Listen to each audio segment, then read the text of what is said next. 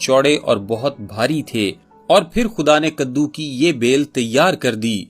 खुदा इस शख्स के लिए हर किस्म की चीजें तैयार करने में सरगर्म था। 6 आयत में मजीद लिखा है, और उसे यूना के ऊपर फैलाया कि उसके सर पर साया हो। यहाँ एक बेल है, ये बस उग गई एक ही दम से, और ये पौधा ऐन उसके सर के ऊपर फैल गया। मजीद लिखा है, और वो तकलीफ से बचे, और यूना उस बेल के सबब से निहायत खुश हुआ। वहाँ बाहर बहुत गर्मी थी। ये एक खुशनुमा सायादार चीज थी जो वो कुछ बेहतर महसूस करने लगा, क्योंकि वो साए तले था। ऐसे जैसे कि आप जानते हैं कि बाज लोग आसानी से मुतमईन हो जाते हैं।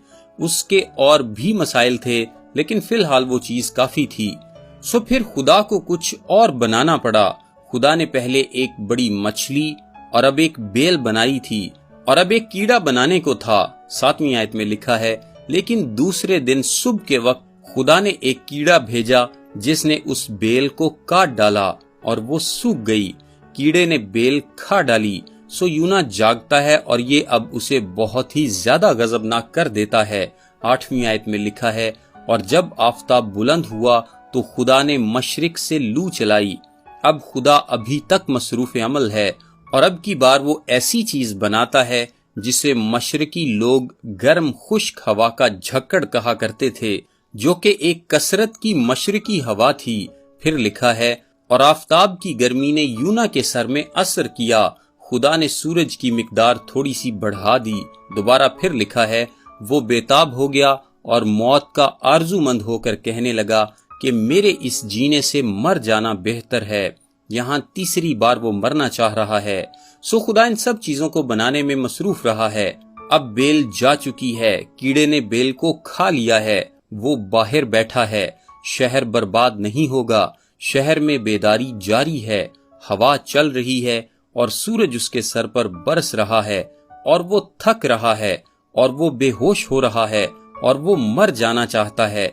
9वीं आयत में लिखा है, और खुदा ने यूना से फरमाया, क्या तू इस बेल के सबब से ऐसा नाराज है? उसने कहा, मैं यहाँ तक नाराज हूँ कि मरना चाहता हूँ। वो कहता है कि मेरे पास वाहिद वही साया मुयस्सर था। तुझे तो यकीन आ जाना चाहिए था कि मैं नाराज हूँ। मैं तो इतना नाराज हूँ कि मैं मरने को तैयार हूँ। वो बहुत बिगड़ा हुआ है। और फिर खुदा उसे सबसे जोरदार ऐसा सबक सिखाता है जो कोई मिशनरी या कोई मसीही कभी सीखेगा। 10वीं तक 11वीं आयत में लिखा है, तब खुदावंद ने फरमाया कि तुझे इस बेल का इतना ख्याल है जिसके लिए तूने ना कुछ मेहनत की और ना उसे उगाया, जो एक ही रात में उगी और एक ही रात में सूख गई। और क्या मुझे लाजिम ना था कि मैं इतने बड़े शहर नैनवा का ख्याल करूं जिसमें 1,20,000 से ज्यादा ऐसे हैं जो अपने दाहिने और बाएं हाथ में इम्तियाज नहीं कर सकते। खुदा फरमाता है कि तू एक मुरझाई हुई बेल के लिए इस कदर नाराज हो रहा है। ये कैसे हो सकता है कि तू मरती हुई रूहों के लिए इतना फिक्रमंद नहीं है, उन लाखों के लिए। बस यही बात है। ये एक सबक है। आपने देखा कि यूना इस कदर खुदगर्ज है कि वो अपने सर पर साया न होने से परेशान हो गया। लेकिन अगर लाखों लोग मर जाते और जहन्नुम में चले जाते तो उसे फिक्र कम होती। ये वो सबक था जो उसे सीखना था। फिर हम इस किताब में क्या देखते हैं? हम एक बड़ा मुआजना देखते हैं जो ऐन हमारी निगाहों का मरकज है।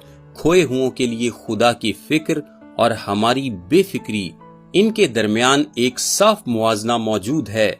हम अपने लिए इंतहाई फिक्रमंद होते हैं, क्या हम नहीं होते? आसानियों के लिए, ऐशो इशरत के लिए, सेहतमंदी और अपनी खुशी के लिए। लेकिन खुदा सारी दुनिया के मरते हुए लोगों के लिए फिक्रमंद है। आप किन बातों के बारे में वाकई फिक्रमंद हैं? ये हमें नहीं बताता कि आयत 11 के बाद क्या पेश आया। मैं नहीं जानता, लेकिन मैं पुरुमीद हूँ कि 11वीं आयत के बाद आपके दिल में कुछ जरूर वाक़े हो। हमने इस किताब में क्या देखा? ये सुने। हमने क्या देखा? हमने देखा कि खुदा एक शिकस्ता वसीला लेता है जो कि नाफरमान और खुद की मर्जी चाहने वाला है, और खुदा उसे मुनादी करने के लिए बुलावा देता है। वो भाग जाता है। खुदा सरजनिश और सजा के जरिए उसका पीछा करता है। यूना ने खुदा को देखा, तौबा की और कहा कि मैं ताबेदारी करूंगा। खुदा ने उसे दूसरी बार भेजा। خدا نے اسے استعمال کیا، اور جب وہ خدا کے کام کی وجہ سے غضبناک ہوا تو خدا نے اسے سب سے بڑا مشنری سبق سکھایا جو کبھی کوئی سیکھے گا۔ کھوئے ہوں کے لیے فکر کریں، نہ کہ اپنے آپ کی۔